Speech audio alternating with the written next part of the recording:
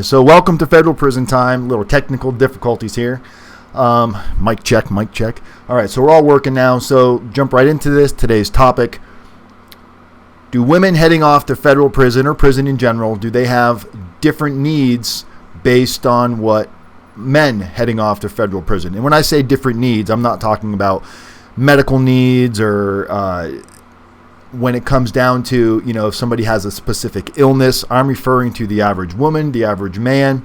From my own experience, and if there's any ladies in the room tonight, you can be more than welcome to share your stories or share some insight on this. But from what I have noticed from men and women alike that are heading off to federal prison, it seems to be very, very similar as far as anxiety, fear, the unknown, what to expect, what can they possibly do to reduce time?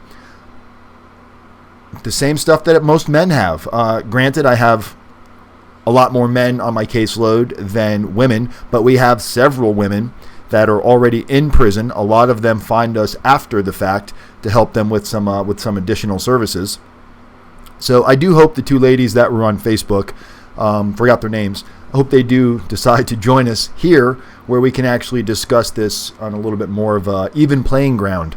But what are your guys' thoughts? Is there a difference of what happens when a lady is preparing for prison versus a man that is preparing for prison?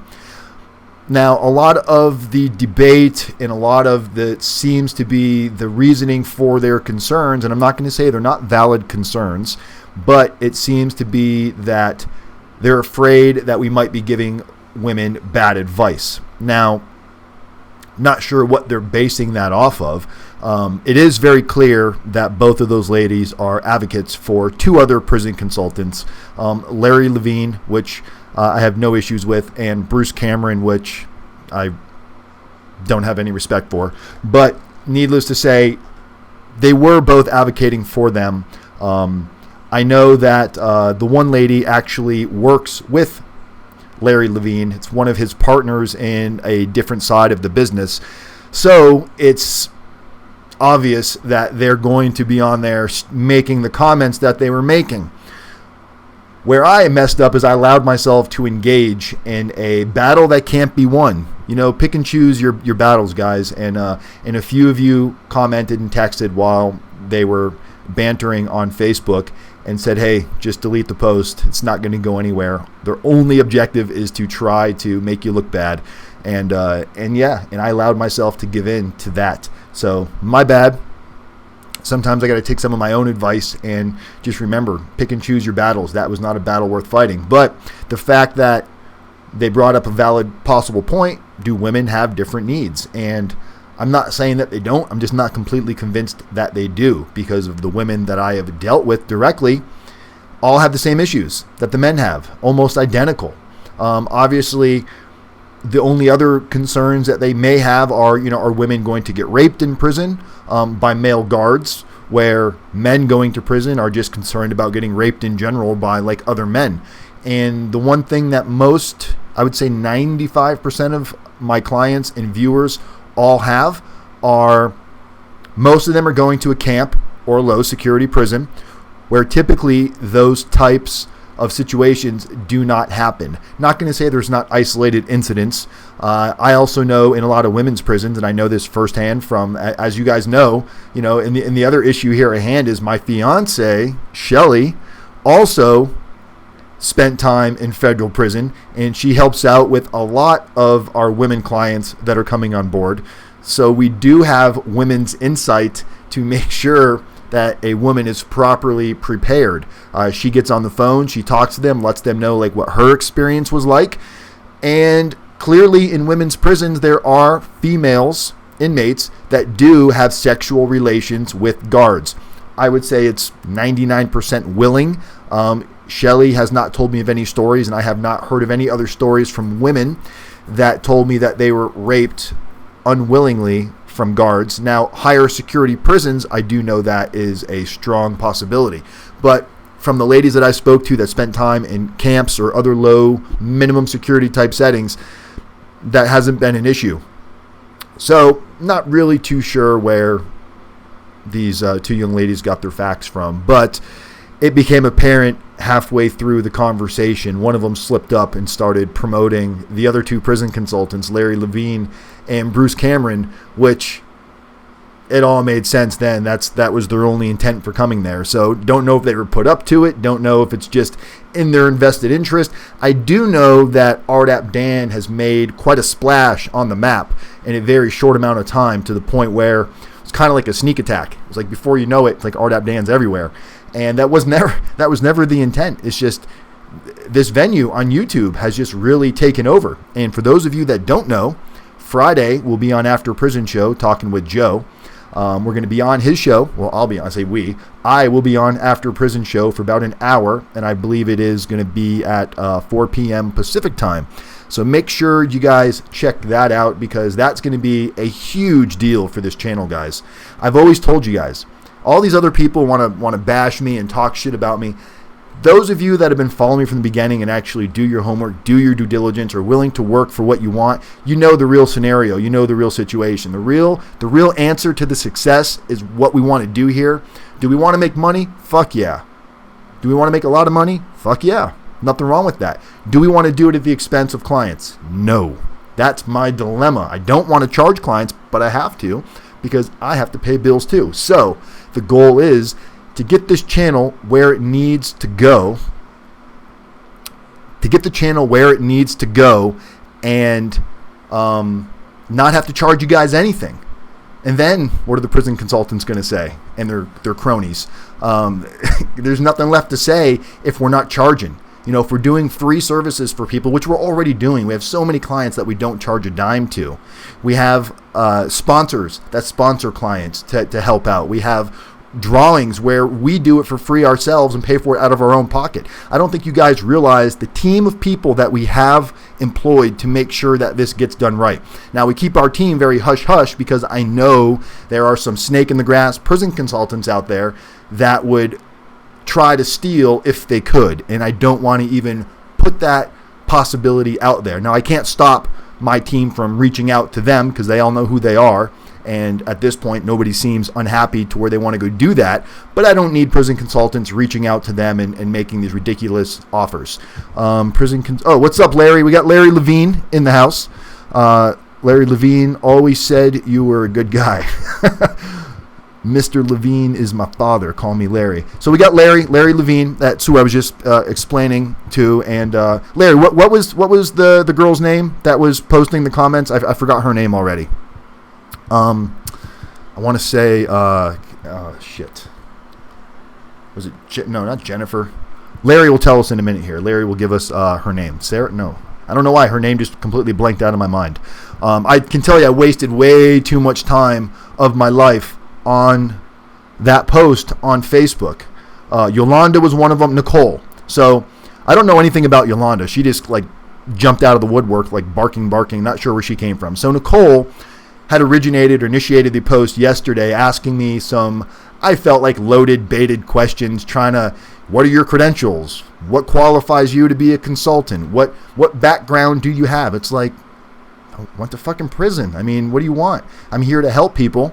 And Nicole works with Larry, so clearly she is not going to find it. Nothing against you, Larry. I mean, it is what it is. You're going to have people that work for you. They're not going to go promote RDAP Dan, and I don't blame them. But when you got somebody that is intentionally, I would say intentionally, when she's intentionally digging to try to make somebody look bad for no other reason than to make somebody look bad, when there's nothing there. There's no dirt. There's no buried gun. There's no hidden agenda. There's no bad motive. I mean, those of you that watch this, you know that. So I allowed myself to engage in a frivolous conversation with two people that clearly had one agenda, and it was to make somebody else look bad at any expense. So the only thing I can say, Larry, about that is those are the kind of people you're working with, man. It's like, that's just, people that have those kind of practices and that kind of mindset and that kind of to do, it's like, what kind of bad people, maybe. I don't know. Maybe she's got some good in her somewhere. I don't know. I don't like her, so put that out there. So Larry asked me to come on his show Friday to actually hash it out with Nicole, and I just don't see myself doing that, at least not at this point. I definitely don't enjoy those type of debates. If it's a healthy debate, yes, where you're not trying to destroy somebody else for no reason. Larry knows, if I find shady prison consultants out there, like RDAP law consultants, if I know somebody's out there intentionally misleading clients and potentially putting clients in harm's way, I will post the video, I will talk about it, and not really care about the consequences. That's one thing that I probably should focus more on, is I don't care what people are going to say, do, or think. What I do care is when I allow myself to engage in that childish behavior, which I allowed myself to do. I allowed myself to waste too much time thinking about it, thinking about two people that do not matter to me because their interests are not aligned with my interest. My interests are aligned with helping people. Their interests are not aligned with helping people, because if they were, they would actually be doing stuff instead of just talking about what they want to do. It's like in prison. You've got all these talkers in prison. When everybody gets out of prison, they're going to go start a real estate company. They're going to go start a $1 billion corporation. They're going to do all of these grandiose things that they have no idea what's really involved. Most people are not willing to actually dig in and work and put in the time and effort. People that pay attention now, that are coming on the scene now, they're like, oh, he's got a YouTube channel. That's easy. Blah, blah. It's like, it's not easy. Where's, if it's so easy, all these other people that have done so much time in prison and have all of these credentials and all of this know-how and all of this information to give back to prepare somebody, especially the women, like that one, whatever her name was, that not Nicole, but the other lady who said she spent several years in prison. And all she's doing is bitching and complaining about how I should not be a prison consultant. Well, when I tell you that I've got women that have called me up and told me that my videos have helped them decide to either put down a razor, not swallow the pills, or take the gun out of their mouth, that alone is going to push me full steam ahead to continue to do what I do and reach out to you ladies and say, look, if you can't find the help that you're looking for, if you can't find a female consultant that you're able to connect with, Shelly is my fiance. She spent time in prison. She knows what the fear and the anxiety is like. She will gladly get on the phone and chat with you. Now, Shelly's obviously not the face of RDAP DAN or federal prison time, but she is a big part of behind the scenes and getting shit done. She kind of controls and manages our whole team of people that have different, gets delegated depending on who we're working on, what type of situation, if it's for RDAP, if it's for Halfway House, if we're doing PSR, if we're doing a report, a substance abuse report that's going to be submitted into the PSR to assist with helping somebody get the residential drug addiction program. I feel like we've got one of the best guys in the industry, Irving Shatner. He's not the cheapest guy in the industry, but the guy, he's not just going to fill out a Mickey Mouse survey of a checklist. He's actually going to take the time to involve himself with the client, to learn who the client is, to make sure that that assessment, the drug and alcohol abuse assessment, is done to the point where if you are able to qualify for RDAP, he's going to make sure that you can qualify for RDAP. Now, if you come to us after the fact, your PSR is already done, now you're taking a shot in the dark trying to, move mountains and make magic happen. Not to say it can't happen. We've seen it happen before, but it's not as likely to happen if you come in the right moment. So yeah, guys, so it's important to, the moral and message that I would say that I learned today is pick and choose your battles.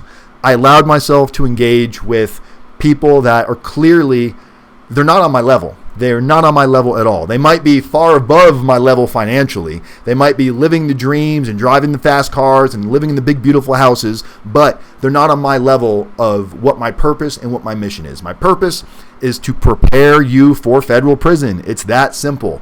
That's never changed. What's changed is the politics that are starting to kick in behind the scenes. The little snakes in the grass that try to come out and damage your name to better themselves. When you're hurting somebody at an expense to just promote yourself, in the end, you're going to fall on your face, because at some point, people are going to see you for who you really are. So if you're that type of person and you're out there watching these videos right now and you're willing to go step on somebody to get to where you want to go, and that person does not deserve to be stepped on, fuck, man, you've got some bad karma coming your way. It's a big giant Mack truck named Karma, and it is going to level you and flatten you, and you're not going to see it coming, and nobody is going to feel sorry for you except for your fair weather, fake ass friends who tell you what you want to hear. Surround yourself with positive people that are going to hold you accountable and tell you what you want to hear. If you're getting ready to go to prison, your concerns, for most of you,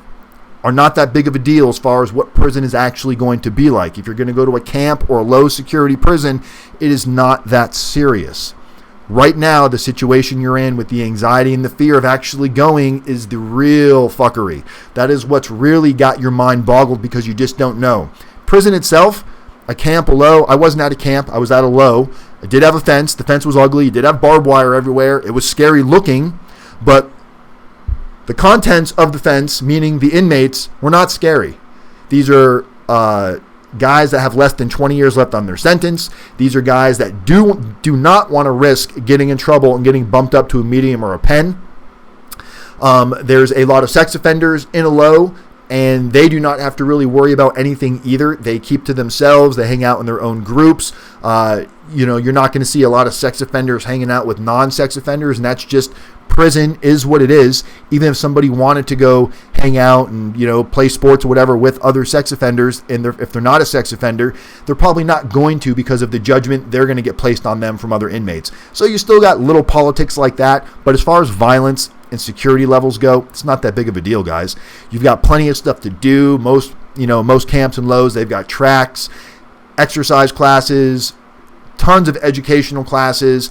If you're trying to get yourself into RDAP, that is going to take up so much of your time, and the benefits of that program are tenfold.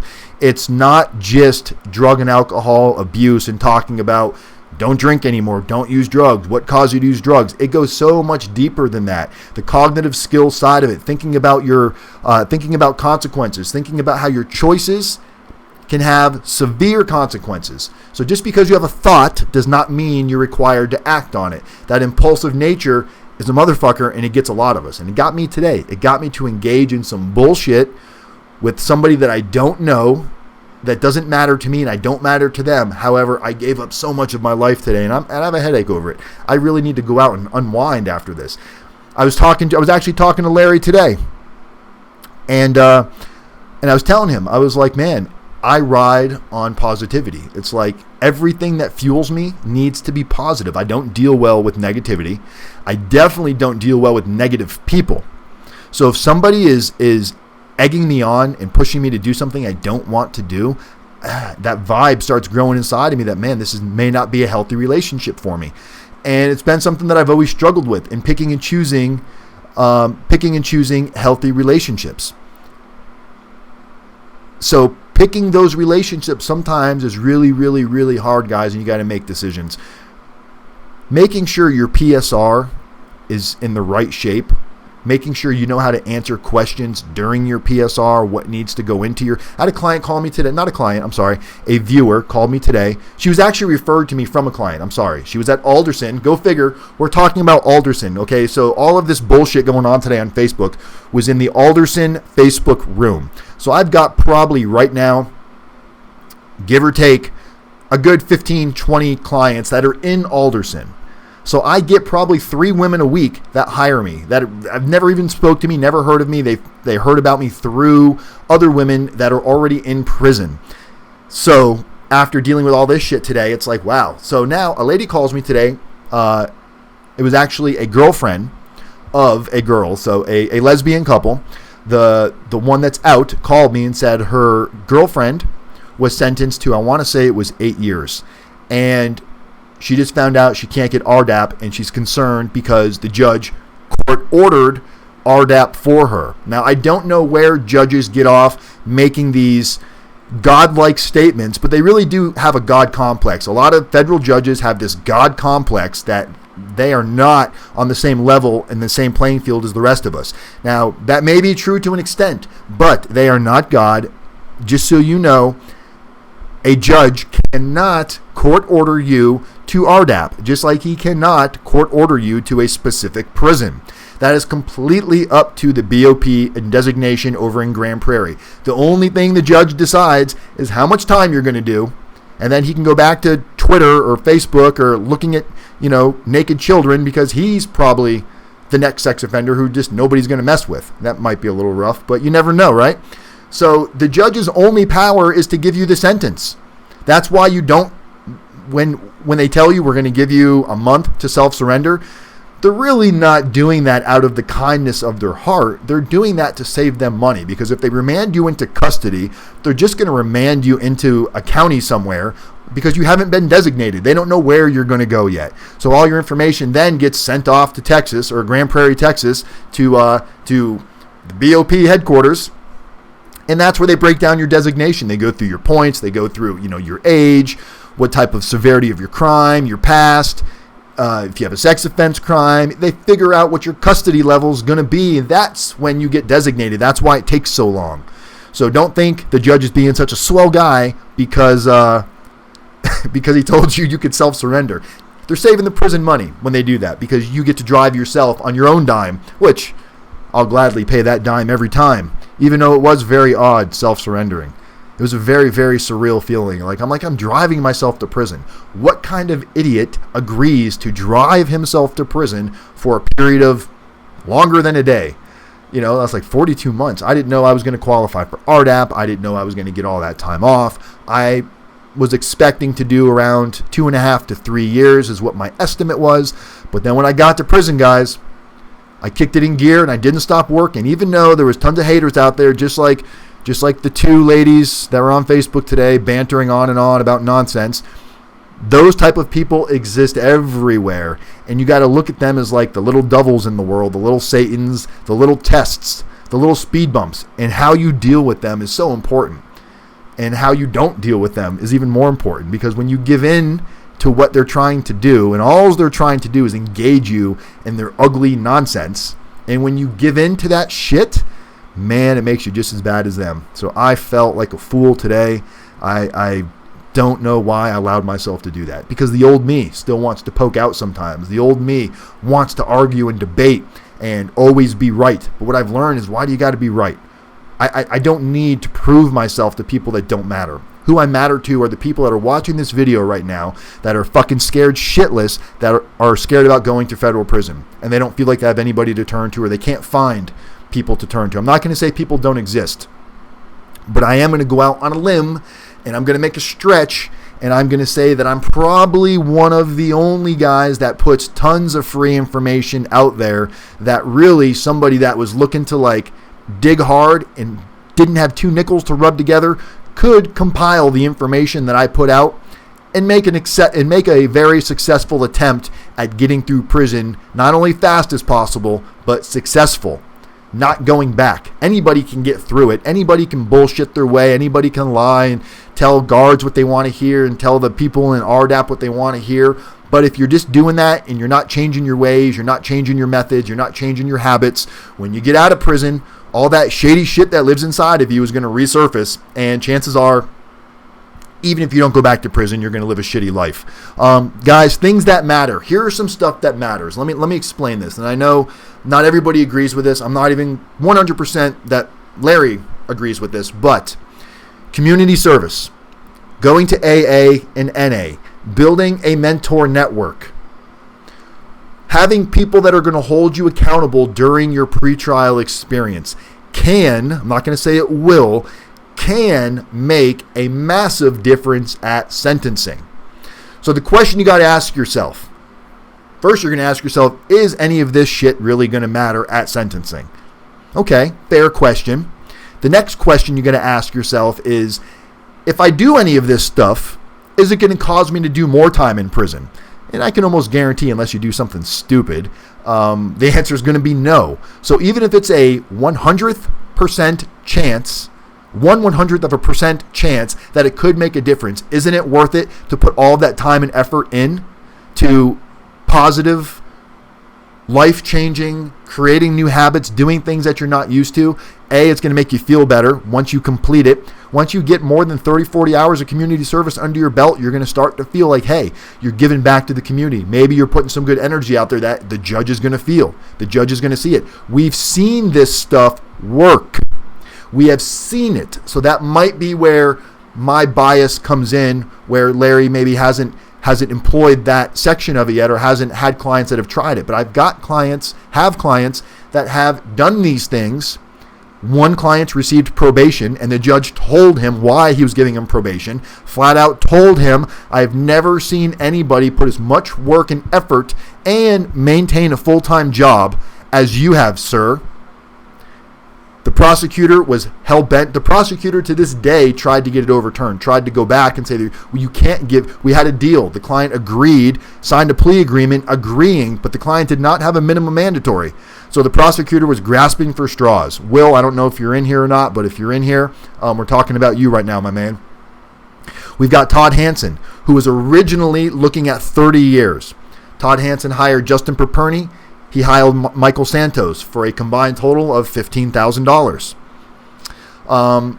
He said Justin did help him initially with overcoming some of his fears, but then the phone calls got lesser and lesser and stopped answering the phone and started referring him to other videos. Not going to say that that was completely wrong because I don't know what agreement he had with Justin, but he felt like in the end that he still needed more, and he reached out to me, broke as could be, at least claimed to be broke as could be, had spent all of his money on other consultants and attorneys, and I took this guy on for, I think it was like $700 just because I heard the desperation in his voice, and he told me what he had to work with, and I was like, man, I was just getting off the ground. This is over a year ago, and I really wanted to see what we could do for this guy.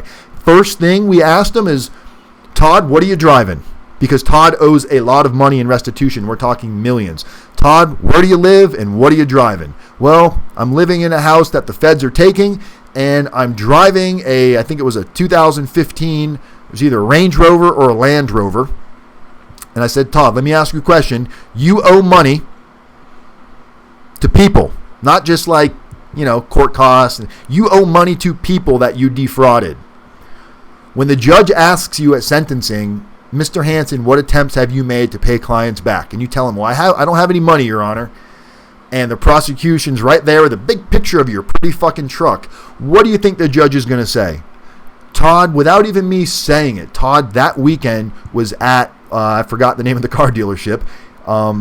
He was there that weekend, traded in that truck for a used Hyundai. A small Hyundai, I think he said it was like a $6,000 Hyundai. So he took the money from the truck and he gave it to the prosecutors to deal with as far as money that he owed. Step one, Todd had over 1,000 hours of community service logged by the time of his sentencing. Todd had an amazing mentor network of people that he was using to hold him accountable, from other professors in college that were studying law. We happened to have the same U.S. probation officer out of Florida, which was very ironic. So when he told me who his probation officer was, I was like, that's actually a really good probation officer to have. Guy by the name of Ken Goldberg out of the Southern District of Florida. And Todd just went above and beyond, guys. Community service, going to AA. I can't remember if it was AA or NA, but he went a couple of times a week. He was looking at 30 years. Then his plea went down to 17 and a half. He also had an obstruction charge added, which took away anything that he was going to get an additional. So the prosecution was dead set on him getting not a minute less than the 17 and a half years. Also was dead set on him being remanded at sentencing. The judge that Todd had is a judge by the name of Judge Hurley out of the Southern District of Georgia. And Judge Hurley's nickname is Hang 'em High Hurley for a reason. Nobody gets self-surrender. Everybody's remanded, and very rarely does he sentence anybody lower than what prosecution is asking. So Todd's involved in a pretty large conspiracy. He's one of the top guys at the conspiracy. He's been the least cooperative because during cooperation he lied and got an obstruction charge, so now they don't want to use him for anything. So if anybody's going to get hammered at sentencing, it's Todd. Well, everybody that day during sentencing, everybody was remanded. Everybody was sentenced to the max of what they were expecting, except Todd. Todd's sentence went from 17 and a half to 9, and he was allowed to self-surrender, which reduced him by 3 points, which landed him in a camp. So when people tell me that these things don't matter, why waste your time? That's why. Because what if? What if it does make a difference? You're not going to lay in your bunk wondering, what if I had done something differently? You're going to lay in your bunk knowing that I left it all in the ring. I didn't stop swinging. I did everything humanly possible within my power. And then I left the rest up to the powers that be. It's important to focus on what you have control over and not focus on what is out of your control. When you can separate those two issues, those two thought patterns, you can really make big differences, because positivity is a motherfucking hard thing to hold on to. Especially when you're getting ready to go to federal prison, you're thinking about your wife, your children, your husband, your brother, your sister, your dog, your house, your money, your belongings. What am I going to do with all of these things? You've got all of this stress and just mindful destruction that is just leveling you. And yet you're supposed to somehow poke your head out and do something. So how do we combat this? We combat this with exercises. One of the exercises that we do with a lot of our clients is we have them walk around with a notepad in their pocket, a baby notepad. And every time you have a negative thought that day, that week, that month, you're supposed to make a tick mark on your little notepad. And by making that tick mark, it's bringing it to your awareness that you're dwelling. And the minute you catch yourself dwelling, you go do something positive, whether it be go to the gym, whether it be go to community service, whether pick up the phone and call somebody in your upline, RDAP Dan, your probation officer, somebody in your AA, calling somebody that is going to tell you what you need to hear versus the bullshit you want to hear. Oh, it's going to be okay. The judge isn't going to give you a sentence. He's going to see that you're a really good guy. You're a family man. You're a mother of 3 children. What judge in his right mind would sentence you? Great, that's comforting at the moment, but the reality is whoever's telling you that is fucking lying to you, because you're going to go to prison. So get past that fact. What can you do to mitigate the prison sentence? That's the only thing that's left. What control do you have? You don't have control over what the judge is going to say. You do have control over seeds that you're going to plant that could possibly persuade the judge's decision, also possibly persuade the prosecutor's decision. Who are the key holders in your situation right now? So let's start from the top. You've got the judge. How'd the judge get there? He didn't get there by having a soft heart and going, oh, this is a good guy. Let me give him probation. Let me tell him don't do it again. He got there for hammering people. That's how he got there, and that's how he stayed there. And he's got to maintain that, or else people are going to not take him seriously, right? So you got the judge. Who's after the judge? The prosecutor. What's the prosecutor's main objective? It is not to find out if you're a good or bad person. It is to find whatever dirt they can and exploit that. They don't want to see anything good. You could come out and tell them that, you go to Boy Scouts and you make cookies and, you help old ladies across the street. They're never going to remember that or care to bring that up. But that one fucked up thing you did, they're going to exploit that, because what does a prosecutor want? They want to either someday become a federal judge, or they want to go open their own big shot practice where people are going to come to them because they were a shark. They were destroying people. How many times do you hear somebody say, my attorney was the ex-prosecutor. He used to be the prosecutor. Okay. Well, now he's got his own practice. That's what he wants, right? So his job is to put a notch on his belt at your expense. Who's after the prosecutor? U.S. probation officer. Not your pretrial probation officer, but your PSR probation officer. What's their job? Their job basically, well, what their real job is and what they actually do are kind of two different things. But what they do is they take the story from the prosecutor, they put it into the PSR, they give some sort of they're going to give a recommendation to the judge based on how much time you do. They're going to ask you some real basic questions off of a form, a checklist, and make sure I asked him this, write down a couple basic notes, and that's your probation officer. So his job is not to be your friend, is not to paint this great picture, not to say sometimes you don't get a solid probation officer who actually takes some time and puts effort into it, but for the most part, we see some really fucked up PSRs, even from people that know what to say during the PSR interview.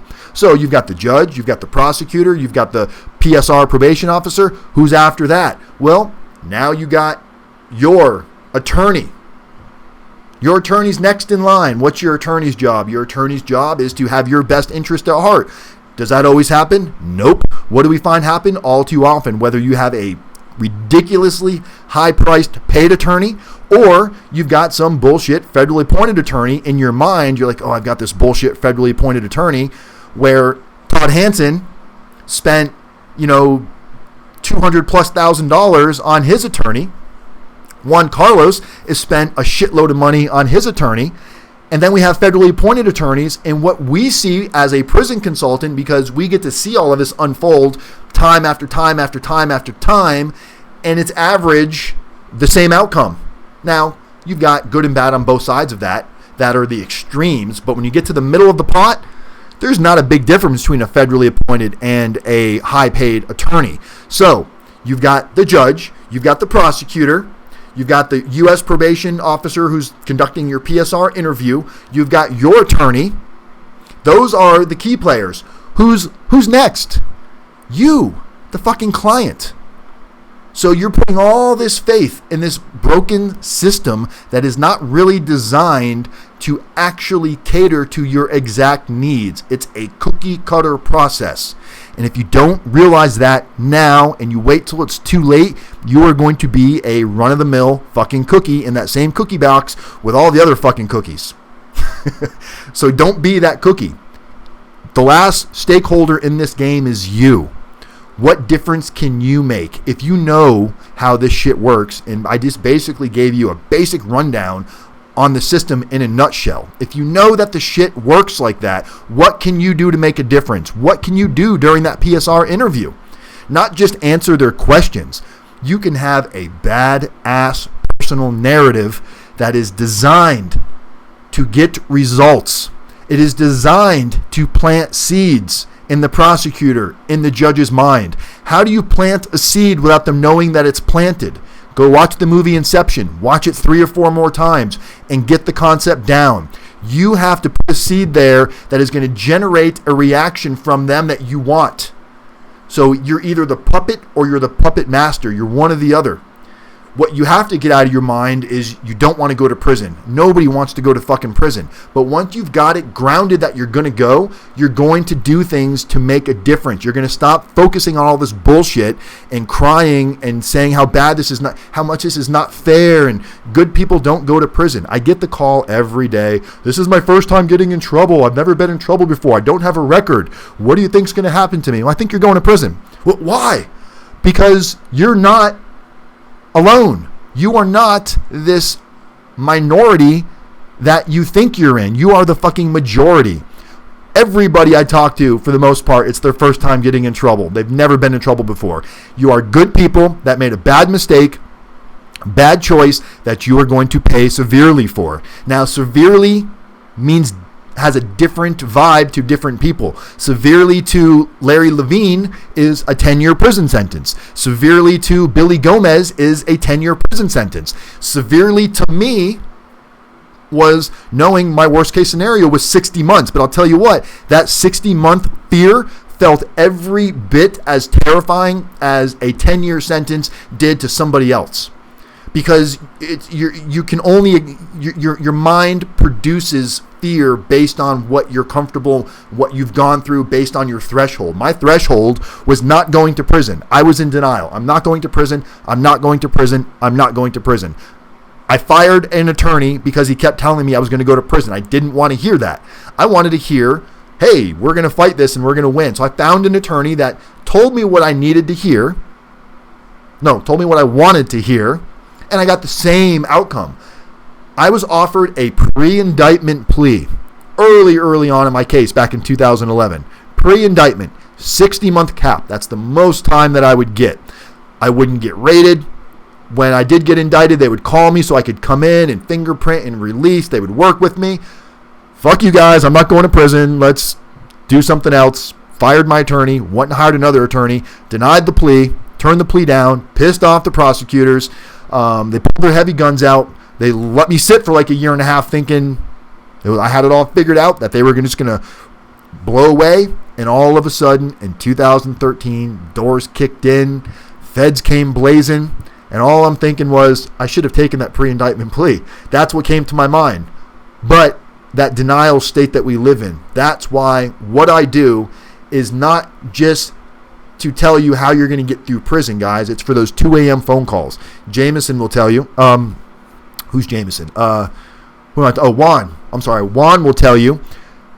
He'll send me a text message. And, I'm not going to answer every 2 a.m. call. But one night, I get up, I see my text messages, and I know he's on a different time zone than me, which makes it way later for him than it was for me. And it was like 1 o'clock my time.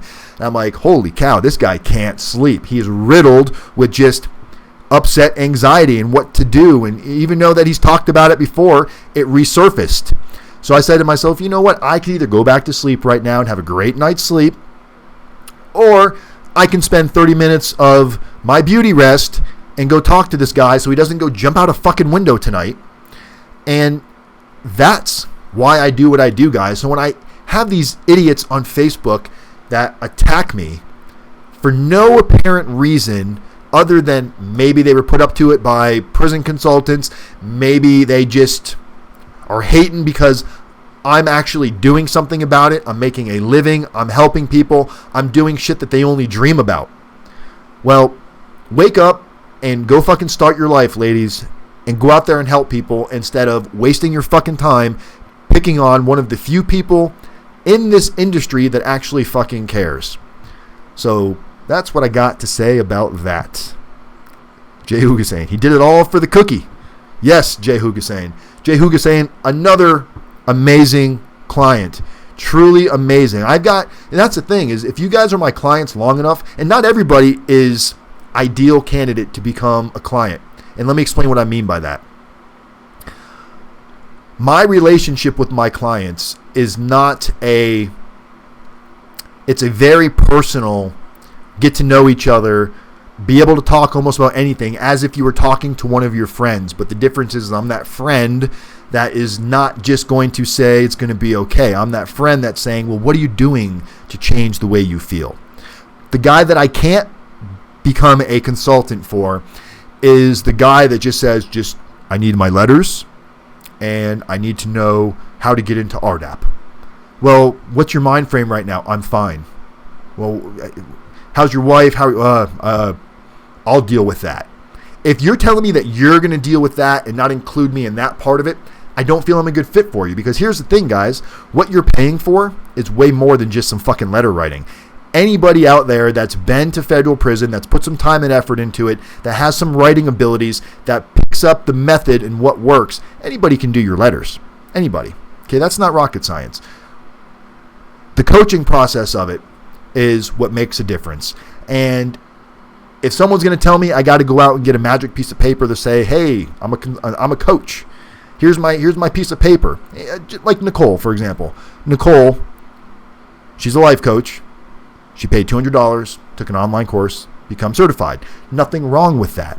So if that's what I need to do next to be able to get you guys to pay attention and open your eyes, then okay, I'll go spend $200 and get a piece of paper that says RDAP Dan is also a personal life coach. If that's going to make you feel all warm and fuzzy. What my clients appreciate, what my followers and my viewers and my subscribers, what you guys all tell me, the one thing I always hear from you is, I don't hold any punches. The shit's not scripted. I don't have a script over here laying around. I do have some fancy new fucking lights, though. I'm not going to lie. I got this thing all studioed out. Let's check it out here. Let's give you guys a little tour.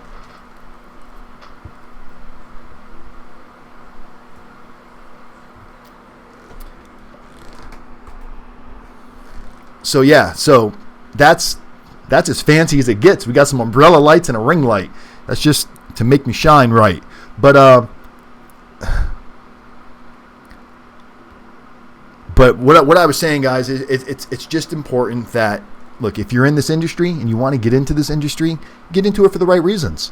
If you're thinking you're going to become a prison consultant, you're going to go make $1 million, and that's your intent, like Larry said, he's seen a million people come, he's seen a million people go. I'm probably one of the guys that's got the least amount of time in the BOP. but that does not mean I have less knowledge than somebody that's got more time than me. I'm still learning every day. I'm learning things about the law. I'm learning different techniques to help people. I pick people's brains. If Larry's got something useful that's working for his clients, believe me, I'm going to steal it and use it because it's helping people. Just like if I'm doing something that's helping people, I would expect Larry to do nothing less. I would if next time I spoke to Larry and he's like, hey, I got some guy doing community service, fucking A, man. Because the end result, we should all have the same common goal, not to be who's getting the most clients and who's piling up the biggest bank account. It should be who's saving people from anxiety, fear, and stress. And those two ladies do not have that goal in mind, because if they did, they'd be looking at the good that we're attempting to do and not focusing on the possibility that maybe there's some women out there that require a different level of help, and how my help might be hurting them and causing them to hurt themselves. That's basically what they were telling me. I have not had one woman client tell me that something I have told her made her want to go jump out of a fucking moving truck. So I can't really give any credit to what they were saying. Guys, I'm RDAP Dan. Make sure you come join me Friday at 4 p.m. I want to say Eastern time. I'm not positive. But you're not going to be joining me here. You're going to be joining me on After Prison Show with Joe. That is going to do some amazing things for this channel. And so we can all benchmark this and see what it actually does. What am I at? A little over 1,200 subscribers right now. 1,240, something like that. Remember that number, 1,240 subscribers, because after Friday, unless something happens and Joe can't have me on, my subscriber count should double. And I promise you guys, when this YouTube channel gets to where it needs to be, free prison consulting for everybody, for the masses. Because we can make money from advertisers through YouTube. We can make the money that way and pay the bills that way. And then nobody gets denied. Then we can actually employ other consultants to go out there and RDAP Dan the fuck out and help everybody that needs help. Because I'm only one person. I can only do so much. And I take as much as I can and then some. Is it live or posted? I believe it's going to be live, Juan Carlos. We're going to do a 3-hour event, and he's planning on having me on for at least an hour, and if it goes good from there, I might just hang out for the rest of the show. I'm probably going to go get me an After Prison Show t-shirt just to show my gratitude. You guys have no idea how grateful I am for this opportunity. Not kissing Joe's ass or anything like that, but clearly the guy doesn't need me. I'm not going to do anything huge for his channel other than let people know about what we're doing and how we're helping people.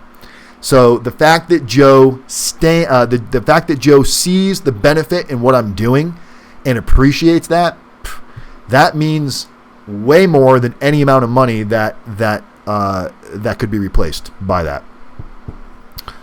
So anyway, guys, I hope you have an amazing night. What's today? Wednesday. So I will try to probably post up another video here. I'll see you guys Friday. And then Saturday is going to be a really fun live stream because we're going to be talking about whatever went down on After Prison Show on Friday. But look, I'm the prison consultant on YouTube. Number one, it's for a reason. It's because people appreciate the content. So make sure you subscribe. Make sure you share. When this video is over, Billy Gomez, me and you got to get an interview down. I know, brother. I know. I've got like 5 people right now waiting for interviews. Juan Carlos, he's waiting for an interview.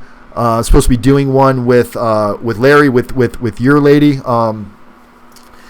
telling her prison story. And she might be our first real deal women's prison consultant that hits the industry. Heidi, and that would be Heidi Coleman. That would be amazing to see, an amazing female presence in the industry that is able to deliver what's needed. I don't need to be the guy for the women. I just don't.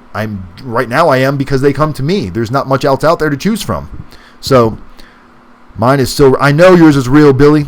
And you sent me your book, but what I really need, if you could kind of like cliff note that for me in an email with like maybe like just a page of an email, just kind of talk about like what your story was like in prison without going into story mode, but just like, you see how we talk on here. It's not scripted. We're not going to, in 2013 and 2009, we're just going to talk about like what it was like, what the differences were from higher security to lower security, what you learned in prison, what you wish you would have known before going to prison, just stuff like that. So if you can get me some stuff to work with on that, I promise you within like the next 2 weeks, next 3 weeks max, you and I can make something happen for sure.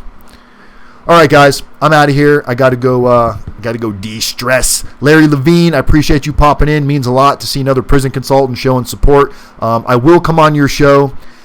I just don't want to go on there and get into a fight with somebody. That's not my thing. But if you want me to come on and just talk about how you and I know each other, my respect for you and what you're doing in the industry, all day long. But I don't need to go on there and defend myself to people that are just out there to vulture your bones. I don't want to get vultured for no reason.